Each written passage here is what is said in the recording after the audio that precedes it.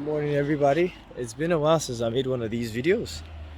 I've actually been away and I've just come back from Nigeria, and I just went to drop off some COVID testing at a post office box, right? And it's something I've been wondering, and this video I'm about to make is about why you need people from across both the top and the bottom, or mostly from the bottom, right? And I would explain what I mean by from the bottom. This whole thought coincided with my arrival into Nigeria. When I arrived into to Nigeria, which I'm from, what I noticed is because I've built somewhat of a social media following during my career, maybe like a bunch of like 16,000 followers on Twitter and here and there. And this is organic, right? Which is why it's very important, because when you build a following organically, you are followed by real people, people that are human, people that actually followed you because they are interested in what you're doing, or something you're doing, or they find you of like something about you valuable. So your engagement quality tends to be very high, because it's not because I'm doing giveaways or I'm gifting people just random stuff. It's because maybe I read a book, or they read a course, or they just like some of my travel stuff. It's genuine. And on social media, a lot of times people have other followers that follow them for flimsy reasons, but that's not what we're talking about today. So when I go to Nigeria, I tend to see a lot of times people that know me from social media. Oh, you're this person, you're Sani Yusuf. And I have a very recognizable face, in the sense that I look the same in person and in pictures, right? Same person. So you're this person, how are you? That kind of thing. And a lot of times they get shocked that I'm very receptive. Some of them want to take photos. We take photos. Some of them we just talk, and I engage with them like a normal human being. I ask them what they do. I tell them to message me. I give them my number. I say, hey, let's meet up if they're still in town. And they get really shocked. And it's happened a bunch of different times, right? It's one of the reasons when I go to Nigeria, sometimes I don't even like to really go out much, or I pick and choose where I go, right? And that's just me, my nature. I'm a very sociable person. So the reason why I'm talking about this is I had to ask, or maybe like pondered, why they feel a little bit surprised.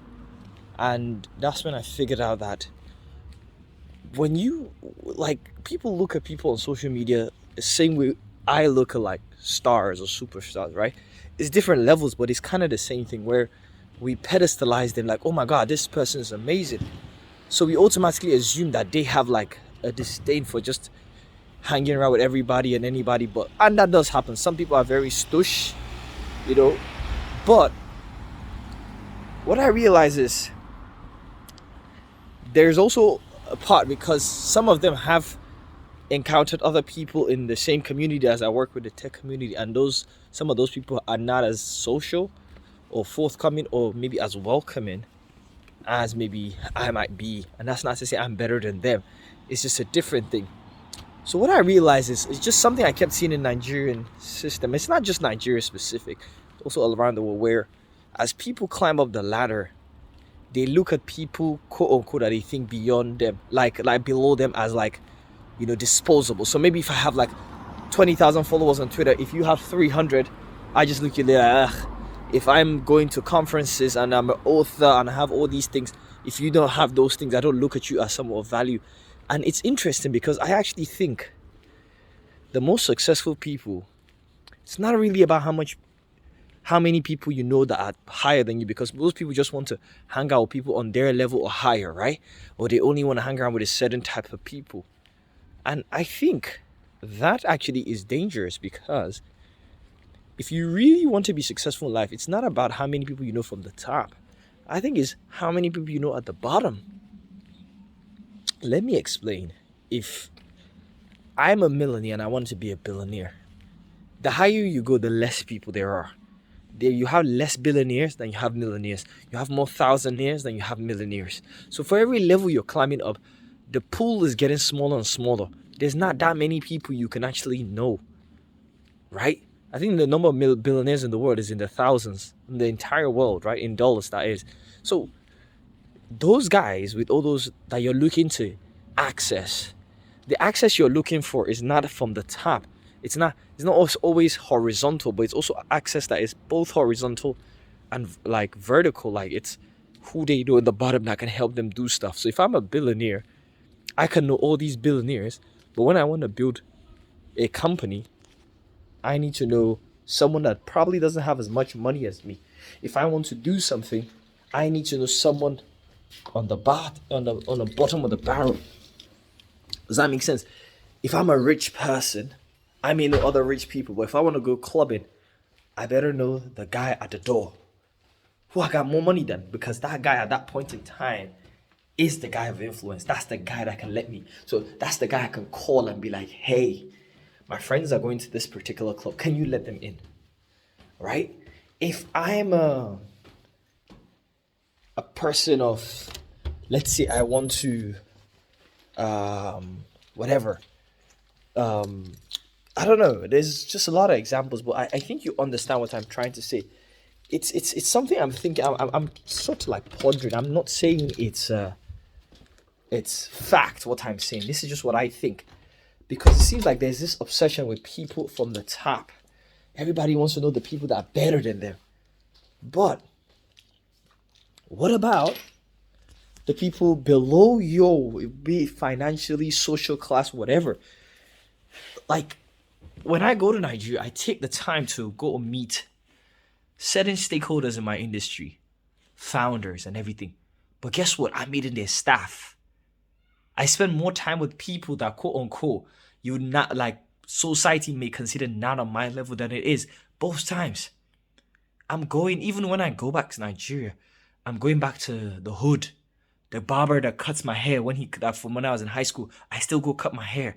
Instead of paying him maybe 1,000 naira, I give him 3 because I can afford it. It costs me in the UK, I'm paying £15 to cut my hair, 10 to £15.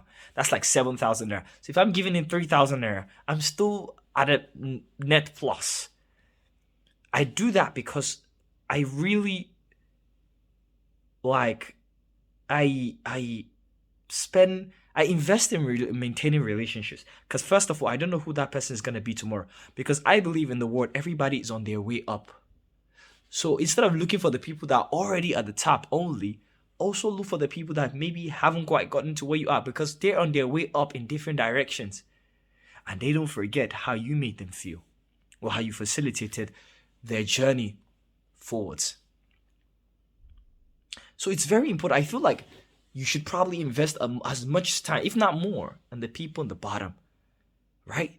Hey, like it's the little things that you do from just, like, and it requires you to be humble and to recognize that you're going to need people. You're going to need human beings. And you need them more. It's about the people. You find people you trust, you take them up. When I go back to Nigeria, I go to Kaduna to my company and I look at the people there. I meet them. I give them a little something. We talk. I spend time. I humanize myself. Why? I could hire somebody to do that. In fact, I have a manager that's supposed to do that, but I still go through that. It's the people. When I go to my friend's company, I'm meeting my friend, but I'm also meeting his employees. And I'm taking his employees to lunch, taking them to dinner. I'm exchanging numbers with them, because they're the ones that keep the lights on. They're the ones doing the hard work. I want that. They're the ones I can learn the most from. They're the ones I can gain. I have everything to gain by associating with them. So be humble. Don't ever look at them people in the bottom, because there's something I always look at. I know sometimes I look at certain people in my life where the rooms they've been able to fill, their reach, the rooms they've been able to enter. I haven't entered those rooms. But guess what? My starting point, the rooms I can enter from below, they've never seen those rooms. So you may have hung around with the billionaires, I'm maybe a step below you, but hey, when we go to the other direction, hey, which means I have a larger pool of people of value than you do. Because if one billionaire says no to you, for every one of your billionaires, I have 50 millionaires that may know a billionaire that will say yes to me.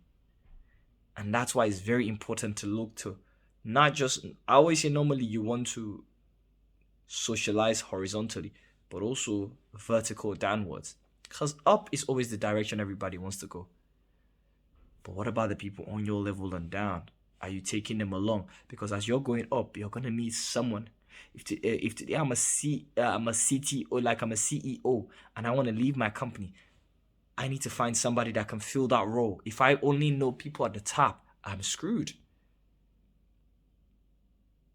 You know, that's the kind of thing. Who can you bring along? Ask yourself that question because that dictates how successful you're going to be in the long term. Who can you bring along? If you don't have a pool of people that you can bring along, you're really screwed. If I want to hire, every time I want to hire somebody for the project, I already have an idea because I've spent time training young people and I know this guy. I like this guy. I like his mindset. He came for my training. He was attentive. Let me see if he can do the job. And if he can do the job, perfect. Because a lot of the get to know this person part of things that I need to do, I don't need to do it. I already have done it in the past because I invested in that relationship. So it's just something I thought I'd ponder. Let me know in the comments. Am I right? Am I wrong? Is this something that is true? Is this something that's false? Let me know. All right.